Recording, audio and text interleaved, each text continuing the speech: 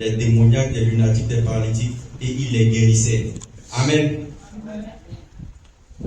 Ce matin, je veux parler ou du moins, le Seigneur nous conduit à parler de ressembler à Jésus. Ressembler à Jésus-Christ et manifester Jésus-Christ. Amen. Ressembler à Jésus-Christ et manifester Jésus-Christ. Alors, si nous voulons ressembler à Jésus-Christ et manifester Jésus-Christ, nous devons faire ce qui est écrit dans cette première phrase. Parcourir toute la Galilée, enseignant dans les synagogues, prêchant la bonne nouvelle du royaume et guérissant toutes les maladies et toute infirmité parmi le peuple. Si nous voulons ressembler à Jésus, nous devons faire comme Jésus. Mieux, nous devons manifester ce que Jésus a manifesté. Amen. Amen. Pourquoi nous devons faire comme Jésus? Pourquoi nous devons manifester Jésus? Parce que nous avons reçu l'Esprit qui est en Jésus. Nous avons reçu l'Esprit de Dieu. Nous avons reçu ce que Jésus est. Amen. Si nous sommes chrétiens, c'est parce que certainement nous avons reçu l'Esprit de Dieu. Et l'Esprit de Dieu, c'est cet Esprit-là qui a envoyé Jésus sur la terre. L'Esprit de Dieu, c'est cet Esprit-là qui a travaillé avec Jésus. Et si nous sommes devenus chrétiens, si nous avons accepté Jésus, ça veut dire que nous avons reçu le même Esprit que l'Esprit qui est en Jésus. Amen. On garde ça d'abord. Le schéma qui est fait ici,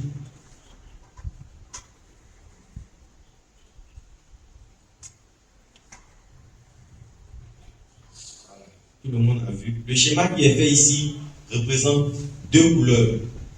Il y a le violet et puis il y a le jaune. Amen. Le violet, c'est une lignée. Le jaune aussi, c'est une autre lignée. Amen. Le violet, c'est une lignée. Et le jaune, c'est une autre lignée. Ceux qui sont en face de moi.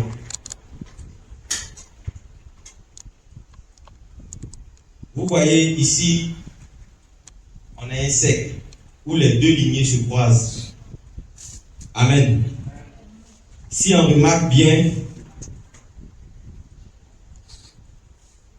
à chaque fois qu'on monte, c'est comme s'il y a deux personnes qui se croisent. C'est-à-dire ici, il y a cette personne et puis cette personne qui se sont croisées, ça a donné ce qui est ici. Amen.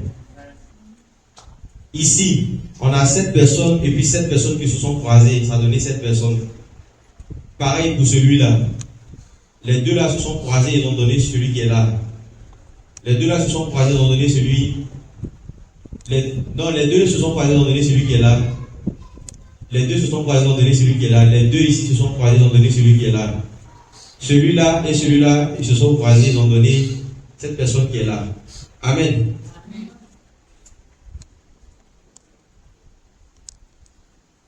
Qu'est-ce que je vais expliquer à travers ce schéma? C'est la même chose qui s'est passée ici.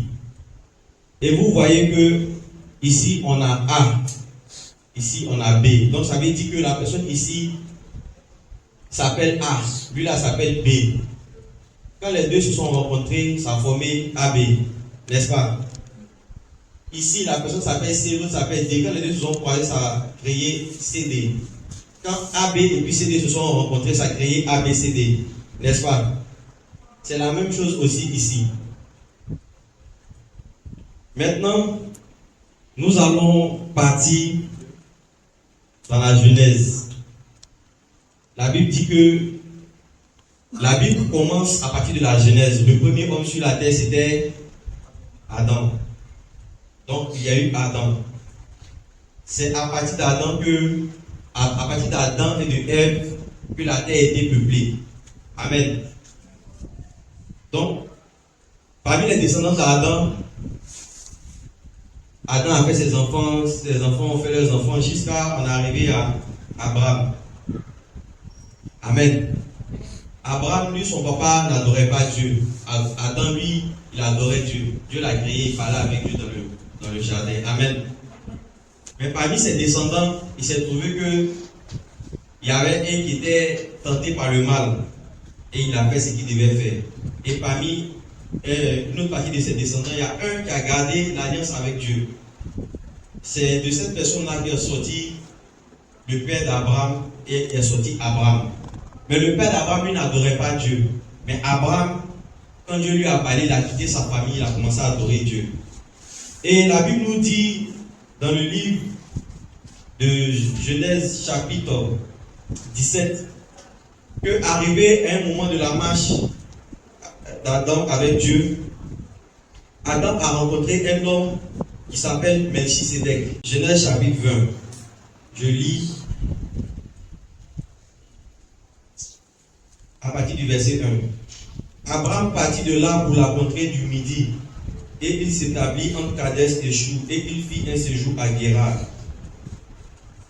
Donc, on va commencer plutôt d'abord par Genèse chapitre 17, à partir du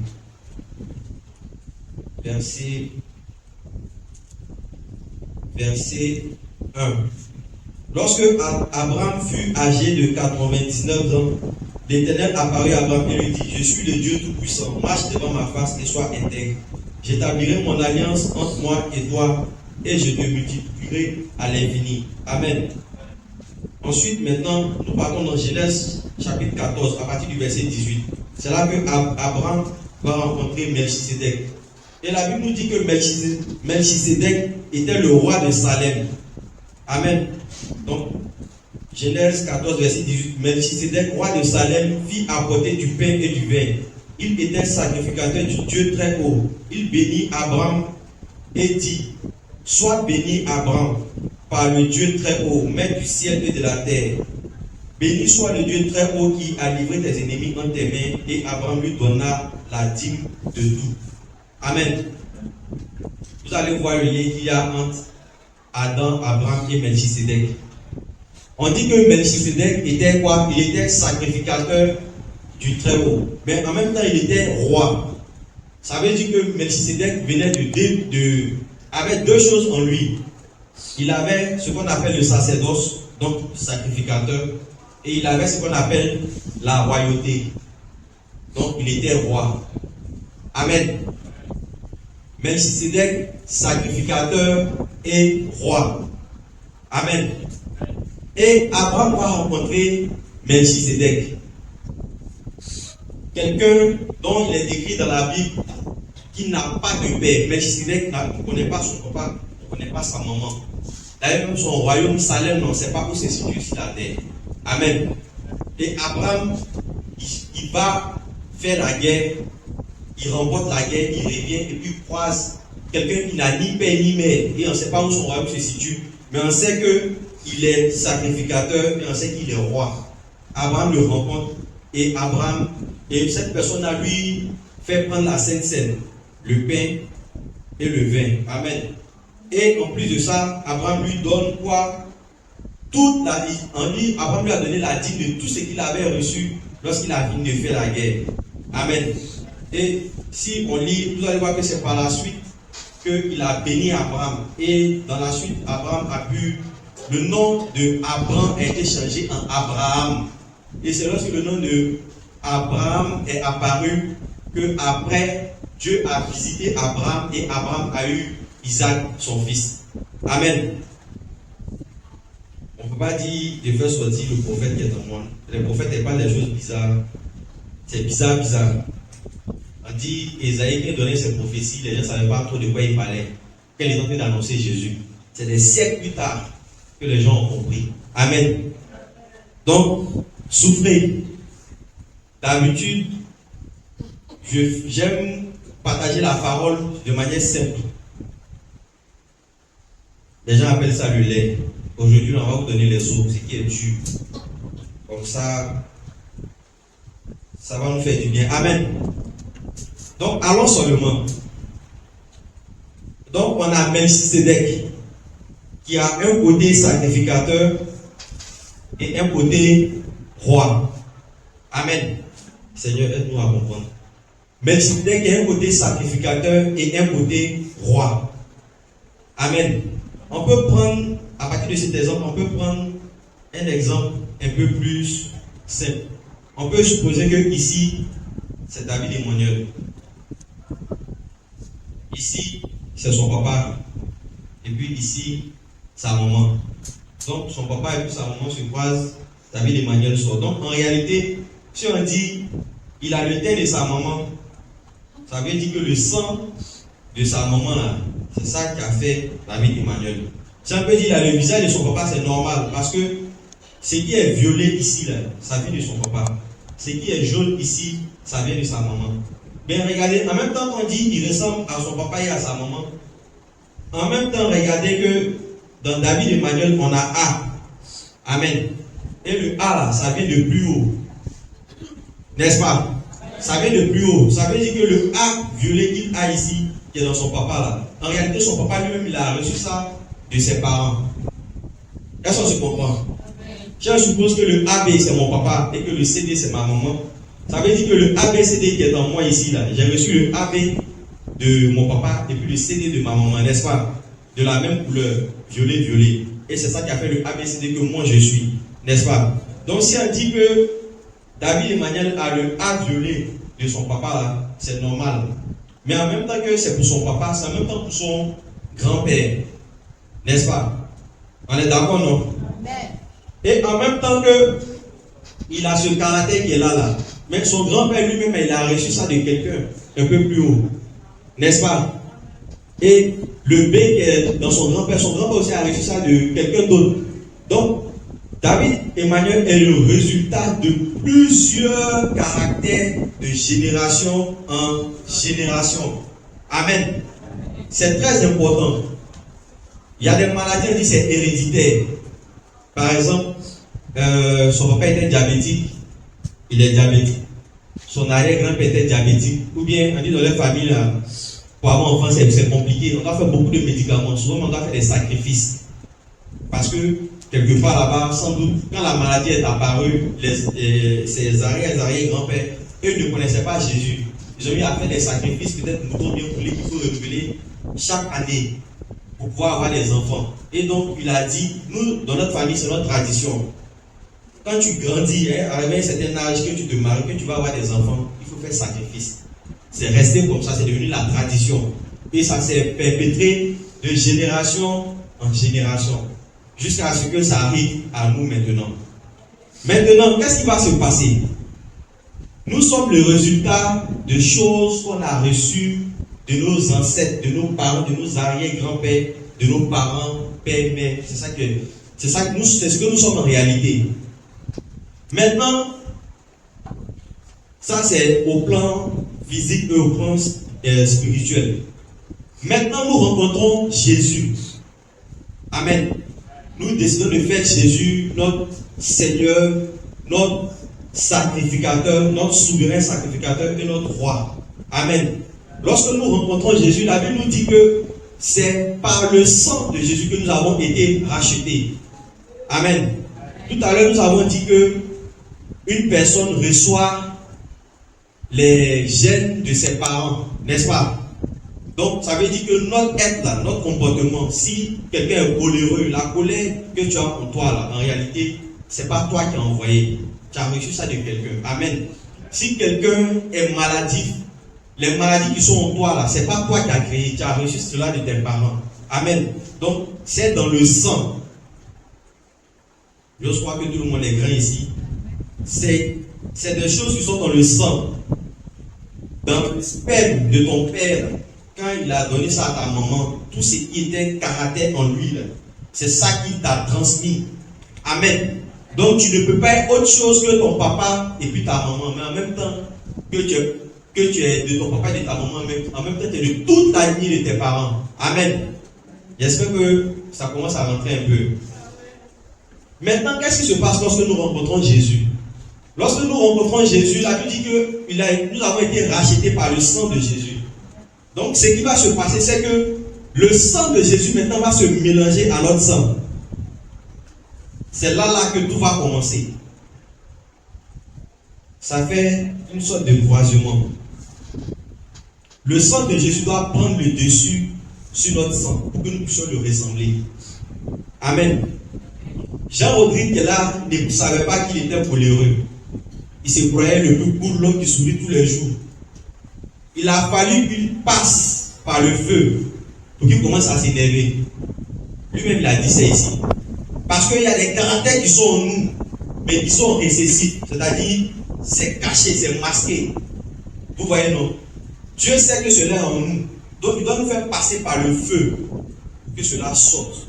Et quand ça sort maintenant, tu te dis, ah, donc j'ai ça en moi. Et une fois que tu sais que tu as ça en toi maintenant, tu peux maintenant commencer à prier pour que Dieu enlève ça de ta vie. Amen. Est-ce qu'on se comprend un peu?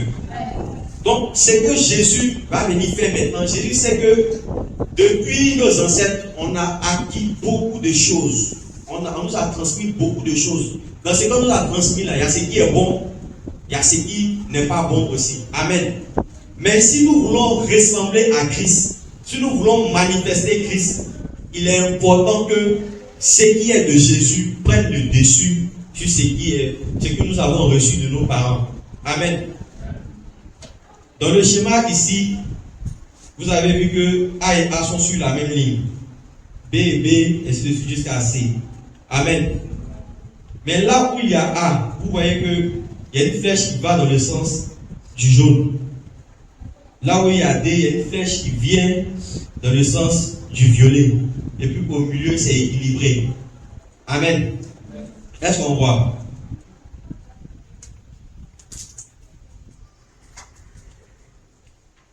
Ici, le A violet est en train de dominer sur le A jaune. Ici, le D jaune est en train de dominer sur le D violet. Et puis au milieu, c'est équilibré.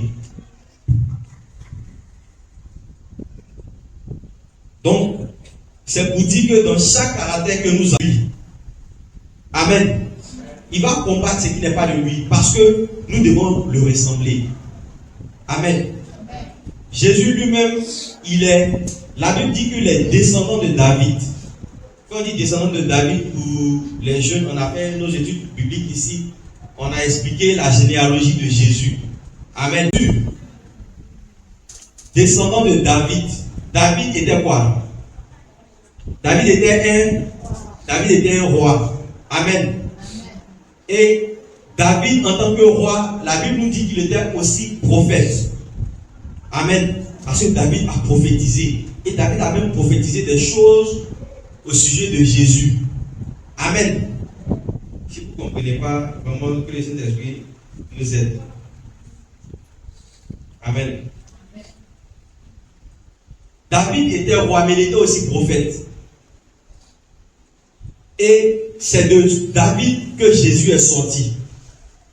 Mais quand on regarde bien, le père de Jésus, on peut dire c'est Joseph, le père de Jésus, qui est de la lignée de David. On sait tous que Jésus est né par l'Esprit de Dieu, le Saint-Esprit qui a recouvert Marie. Amen. Donc Marie n'est pas de la lignée de David, c'est Joseph qui est de la lignée de David. Mais pour que Jésus naisse, Joseph n'a pas eu de rapport intime avec Marie pour que Jésus naisse. Est-ce qu'on comprend? Donc Jésus est sorti de la lignée de David, mais pas par le moyen ordinaire, pas par le moyen naturel, par le moyen surnaturel. Amen.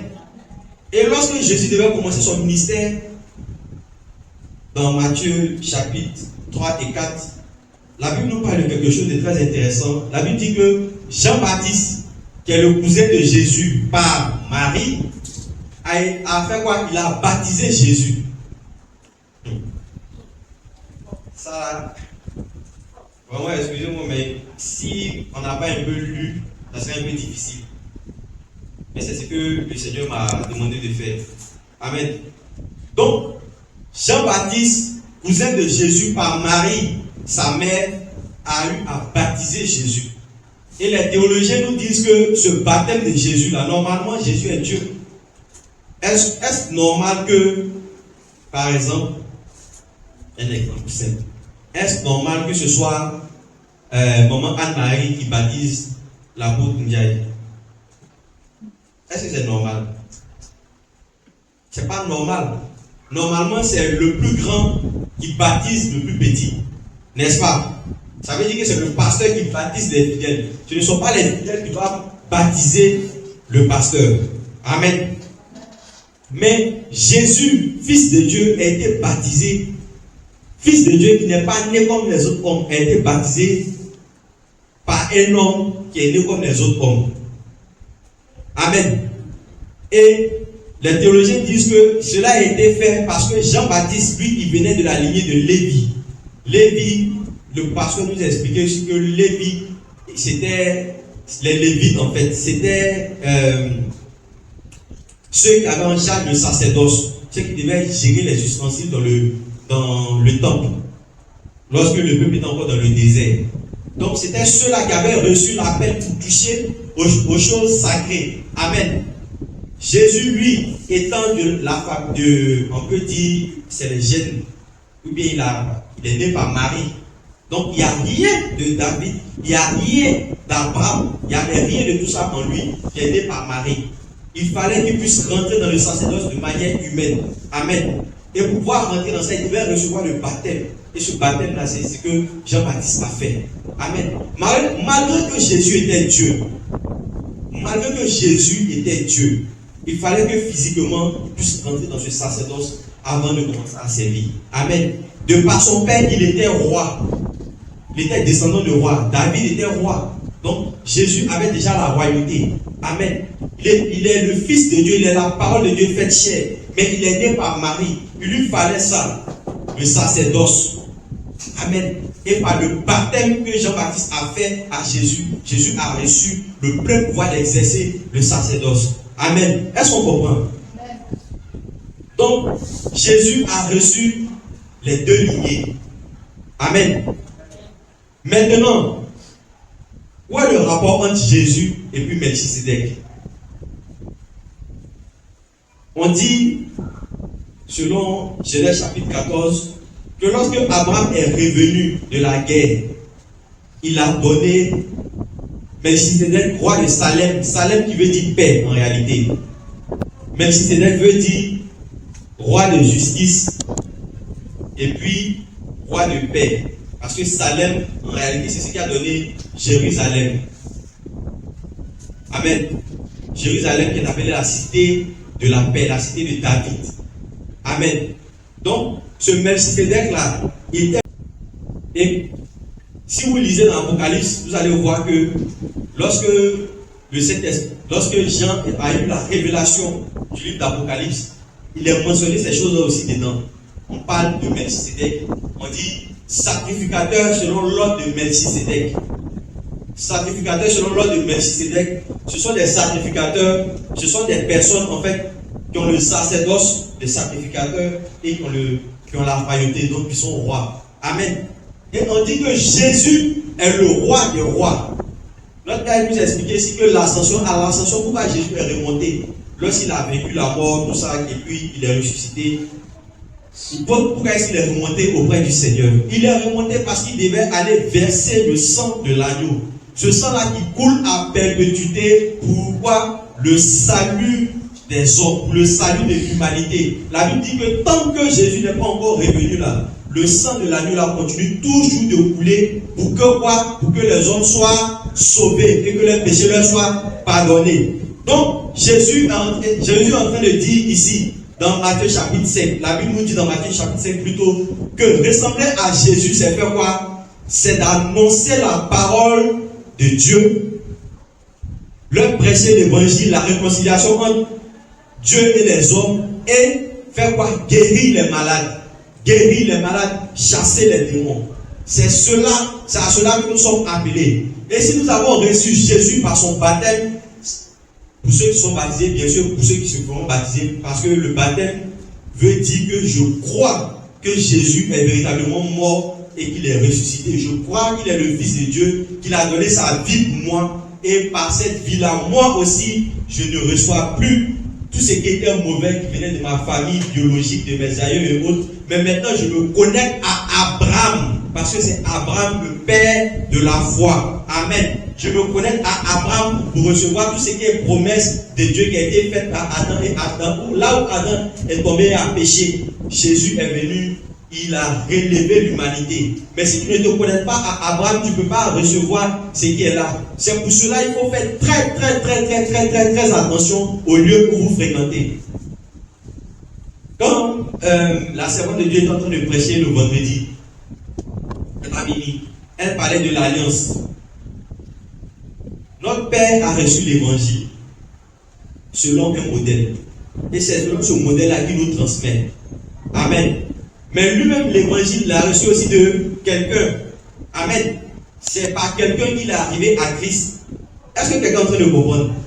Notre Père nous transmet l'évangile que lui-même il a reçu de quelqu'un. Mais ce quelqu'un-là, il a reçu aussi de quelqu'un. Amen. Et cette personne l'a reçu de quelqu'un. Et si on remonte bien toute cette filière-là, on remonte jusqu'à, on va dire, jusqu'à Paul ou bien Pierre. Parce que c'est ceux-là, Paul et les 12 apôtres. Amen. Parce que c'est à ceux-là que Jésus a laissé l'évangile. Est-ce qu'on comprend? Jésus là a laissé l'évangile, là a dit, allez parcourir la terre. Commencez déjà pour ça. Quand il a dit la grande commission, il a dit, allez faire de toutes les nations les disciples, les baptisants au nom du Père, du Fils et du Saint-Esprit. Commencez où? Là où vous êtes actuellement, en Judée, en Samarie et jusqu'aux extrémités de la terre. Donc, Jésus, annonçant l'évangile, il a laissé cela aux apôtres, il a laissé cela à Paul et les apôtres. Amen. Et c'est ceux-là qui ont transmis l'évangile de génération en génération jusqu'à ce que ça arrive aujourd'hui à notre tour. Avant que ça n'arrive à notre tour, cela est passé par notre Père. Et avant que cela ne passe par notre Père, c'est passé par quelqu'un. Amen. Donc, lorsque vous rentrez dans l'alliance de Jésus par l'évangile, sachez qui est celui-là qui vous a transmis l'évangile. Attention, sachons qui est celui-là qui vous a transmis l'évangile. On ne peut pas marcher avec toutes les options. Amen. On ne peut pas marcher avec toutes les options. C'est pour cela, certains vont venir, certains vont partir. Certains vont venir, ils seront nouveaux, mais ils vont se comporter de telle manière que c'est comme s'ils étaient là tout le temps, ils ont toujours été là. Parce que l'onction qui est pour eux, ils sont rentrés en contact avec cette onction qui était pour eux. Amen. Faisons très attention. Elle a dit, la servante de Dieu, Nathalie l'a dit, si nous voulons servir Dieu, nous avons un modèle. Ce modèle-là, c'est l'homme de Dieu. Amen. Elle a dit, je n'ai pas connu Abraham, je n'ai pas connu Jacob, je ne les ai pas connus ceux qui sont dans la Bible, mais j'ai vu mon Père. Mais le Saint-Esprit nous dit ce matin, certes, tu ne les as pas vus, mais ce qu'il est en train de faire, c'est ce qui a été fait dans la Bible.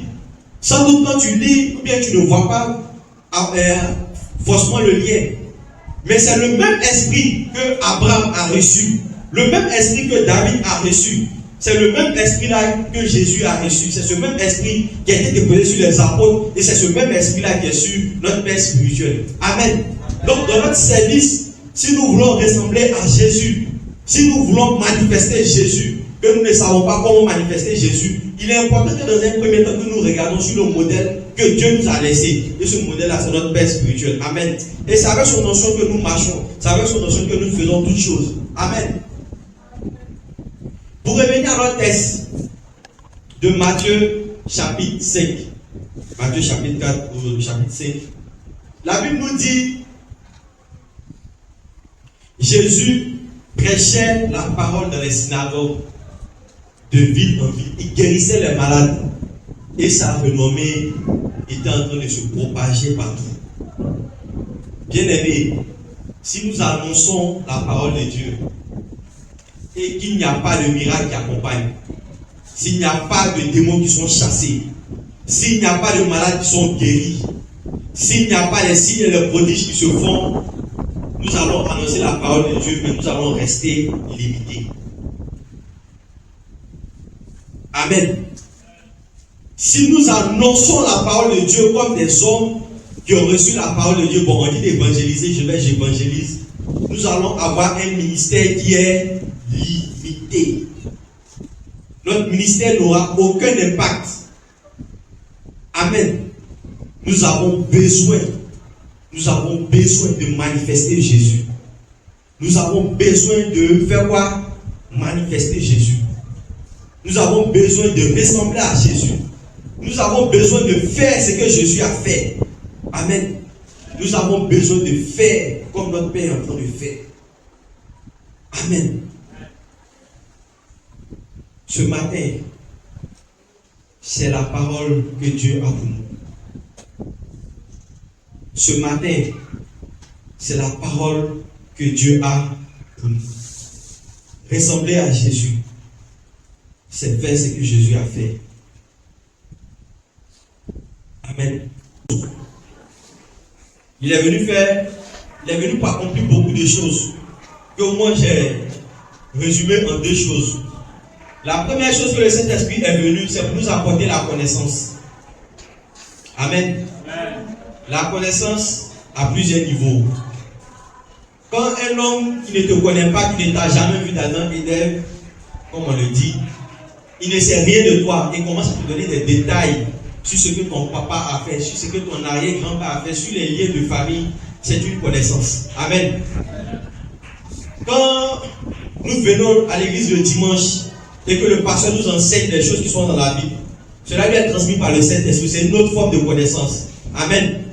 Quand le Saint-Esprit, pour un enfant qui est là, il se met à faire des choses, à créer des appareils, ou bien il va à l'école, il comprend facilement les maths, philo, les autres langues. C'est une autre forme de connaissance. Le Saint-Esprit est venu pour faire cela. Amen. Mais le Saint-Esprit est aussi venu pour que nous ayons, pour que nous ressemblons en fait à Jésus, pour que nous ayons les attributs de Jésus. Amen. Une servante de Dieu, inspirée par le Saint-Esprit, dans cette église, même ici, nous a dit que souvent c'est bon de prendre Galates 5, 22, et puis de prendre les fruits de l'Esprit, et puis de regarder. Le fruit de l'Esprit, c'est l'amour. Est-ce que j'ai l'amour de Dieu en moi? Non. Ou bien peut-être je manifeste l'amour, mais à un niveau qui n'est pas très élevé. Et puis on prie, Seigneur, donne-moi ton amour. Est-ce que je suis patient? Amen. On dit ce sont les fruits de l'Esprit. Amen. Dans Galates 5, ce sont les fruits de l'Esprit. Le Saint-Esprit est venu aussi pour que nous ayons cela. Parce que vous voyez, dans la vie chrétienne, le plus difficile, ce n'est pas de faire des miracles. Le plus difficile, ce n'est pas de donner des prophéties. Le plus difficile, ce n'est pas de guérir les malades. Vous voyez, papa nous a dit que lui, quand il était nouveau converti, il priait pour des gens. Il faisait des délivrances. Il n'a pas appris cela à la faculté de théologie. Notre sœur Nathalie nous a donné ce témoignage ici le vendredi. Nous-mêmes, plusieurs fois, nous avons prié pour des personnes, nous avons vu des résultats. Amen. Est-ce que nous sommes partis à l'école pour cela? Est-ce qu'il a fallu que nous gênions pour cela? Est-ce qu'on a dû faire des choses particulières, bien spécialement pour que cela arrive? On n'a rien fait de spécial. Nous avons juste obéi et cela s'est manifesté. Amen. Mais là où ça devient difficile, c'est ton moi intérieur. Ton caractère que tu as, de pouvoir tuer ce caractère-là. C'est là le plus compliqué. Amen. Cette facilité que tu as à mentir, tuer cela de ta chair, c'est ça qui est difficile. Amen. Cette intelligence que tu as à élaborer des plans pour arnaquer, pour voler, pour aller faire ce qui est mal, pour séduire les gens. Tuer cela de ta chair, c'est ça qui est difficile. Amen. Mais le Saint-Esprit est aussi venu pour cela. Amen. Le Saint-Esprit est venu pour cela. Le Saint-Esprit est venu pour cela.